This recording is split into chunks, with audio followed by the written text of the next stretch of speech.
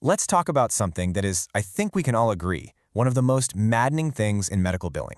It's that claim denial that shows up after you've already gotten a prior authorization. I mean, you did everything by the book, but the payer still says, nope, you got it wrong. Well, in this explainer, we are going to crack that code for good. Ah, yes, those 5 magical words. You know that feeling, right?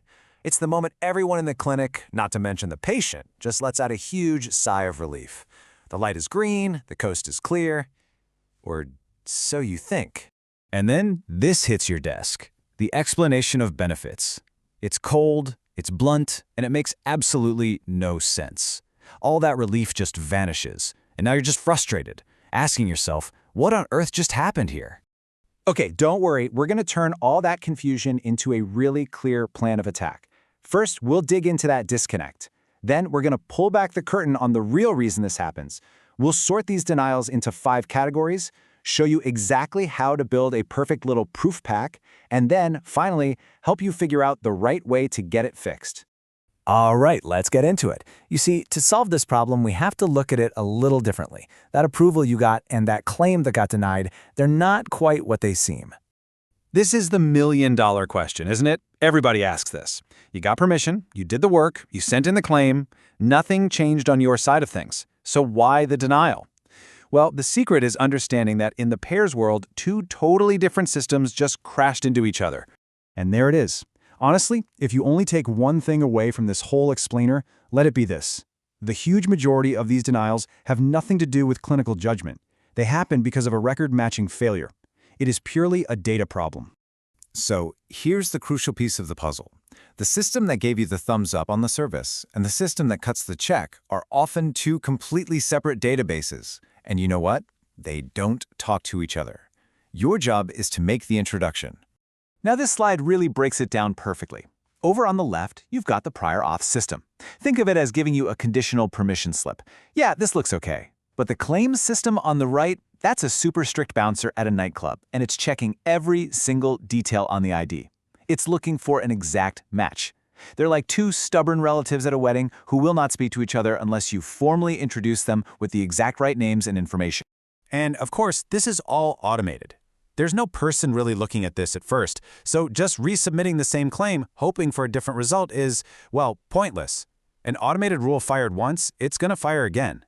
The machine doesn't care that you're frustrated. It just cares that the data fields match. That's it. So, how do we fix this data mess? Well, instead of getting mad, we get organized.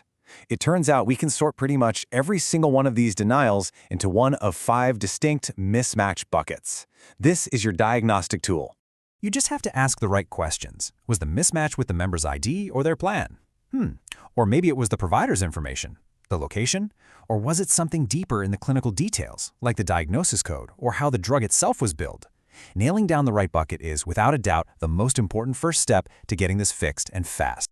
Okay, once you've figured out the bucket, it's time to build your case. And this is where we stop arguing and we start showing.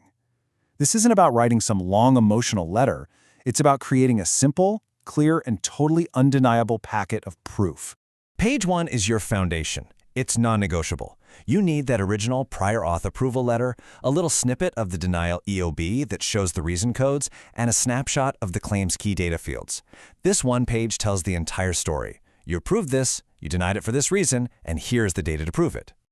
Now, page 2 is for backup, but only when it's needed.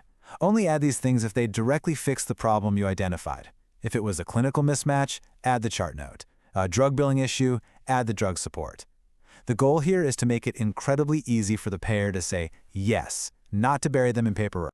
So, you've diagnosed the problem. You've built your proof pack. Now, where do you actually send it? It turns out not all paths are created equal, and picking the right one is the key to getting paid without a long, drawn-out fight.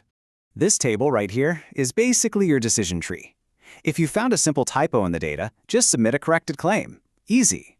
If the systems just aren't talking and the denial says something like off not found, a reconsideration is your best bet. That asks an actual human to connect the dots. You should only use a formal appeal when the denial just won't go away or you're really fighting over clinical criteria. So, you've got the right diagnosis, you've got the proof pack, you've chosen the right path. But hold on. There are some really common mistakes people make right at this stage that pretty much guarantee you're going to get a second denial. So let's quickly cover the 7 biggest traps, because let's face it, fixing the wrong thing is just as bad as not fixing it at all. Just take a look at this list of common tripwires. You know, they all come down to tiny data errors and simple process mistakes. Things like forgetting to put the PA number on the claim, a classic, or using the wrong submission pathway, changing the diagnosis code to something more generic, or just waiting too long and blowing past a filing deadline. Every single one of these is an unforced error that sends you right back to the beginning. All right, so how do we stop this from ever happening again in the first place?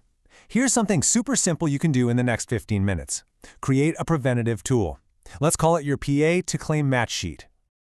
Think of this as your pre-flight checklist. Before any claim with the PA goes out the door, you check it against this sheet. Does the provider entity match? Does the site of service match? It's like a seatbelt, right? You don't need it for every single trip, but on the day you do, man, you'll be glad it's there. So let's just circle all the way back to where we started. That super frustrating, confusing denial, it doesn't have to be a mystery. It's a mismatch. And you know what? Mismatches are just puzzles. And puzzles have rules, and they have solutions. When it comes right down to it, the payer's automated system holds all the cards until you show up with the evidence that forces the records to match. By diagnosing the right bucket, building that smart proof pack, and choosing the right pathway, you take that power back. So the only question left is, are you ready for the next one?